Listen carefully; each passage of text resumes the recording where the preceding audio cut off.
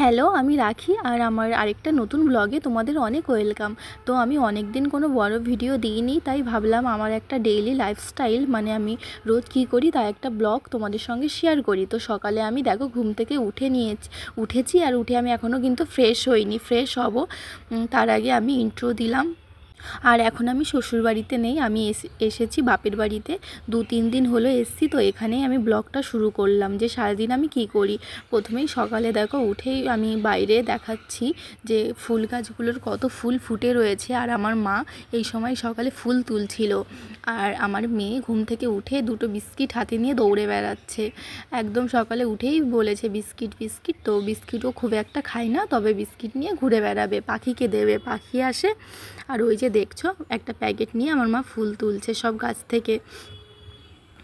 আর তারপর টুকটাক সকালের যা কাজ থাকে সেটা আমি করে দিলাম, ঘরের বিছানাটা গুছিয়ে নিলাম। আর এই আইস প্যাকে আইসটা আমি মানে ফ্রিজে রেখে দিলাম জল ভরে।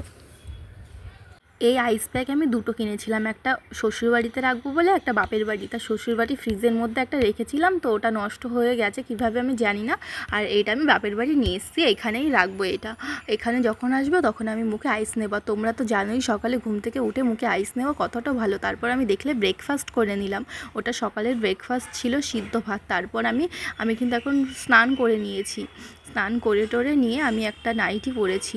আর এরপর আমার স্নান করে খুব মিষ্টি খেতে ইচ্ছা করছিল, মনে পড়লো ফ্রিজে মিষ্টি আছে, তাই আমি ফ্রিজ থেকে মিষ্টি বের করে নিয়ে আসলাম। তারপর আমি দুপুরের খাবার খেয়ে নিচ্ছিলাম, আর দুপুরে রান্না হয়েছিল মাংস আর কলমি শাক, তাই দিয়ে ভাত খেলাম। আর বিকেলবেলা আমি দেখো ঘরটা ঝাড় দিয়ে দিচ্ছিলাম, আর ওইদিকে আমার মেয়েকে নিয়ে আমার মা ঘুরতে বেরিয়েছে। আর তারপরে সেমন কোনো কাজ থাকে না আমাদের, সারা বিকেল ঘুরে ঘুরে বসে শুয়ে এইভাবেই দিন কেটে যায়। আর সন্ধ্যা 8টা বেজে গেছে, আমার মাও ঘুমিয়ে গেছে, আমার মেয়েও ঘুমিয়ে গেছে। এদিকে আমি শুয়ে শুয়ে ফোন ঘাঁটছি। বেশিরভাগ বাপের বাড়িতে আমাদের এইভাবেই দিনটা কেটে যায়। আর এই ছোট্ট ব্লগটা এইটুকুই। তোমাদের কেমন লাগলো, ভালো লাগলে জানিও।